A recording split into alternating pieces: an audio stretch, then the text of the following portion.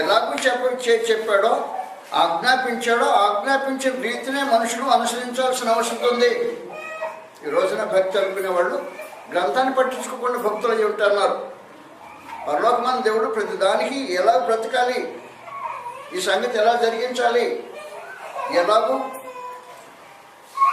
ఆరాధించాలి, ఎలాంటి క్రమం మర్యాదలో ఉండాలి అనే సమస్త విషయాలు గ్రంథంలో తెలియజేశాడు. దాన్ని పట్టించుకోకుండా ఈరోజు మనుషులు ఏం చేస్తున్నారంటే నాలా అభిహుల్లాగా దేవుడు తమకు ఆజ్ఞాపింపని వేరొకటి, ఏదైతేనే బలి, ఏదైతేనే ఆయనకి ఎందుకు కావాలి, ధూపం వేయటమే కదా, ఏదైనా ధూపం వేయటమే కదా అనే ఆలోచన చేస్తున్నారు. కానీ దేవుడు తమకు ఆజ్ఞాపించిన వేరొకటి తెచ్చారు అనే ఆలోచన పెట్టుకోండి. పరమాన్ దేవుడు అంటున్నాడు, నాకు ఏదైనా ధూపం కాదు నాకు కావాల్సింది, నాకు ధూపంతో కాదు పని, నాకు నీ విధేయతతో పని.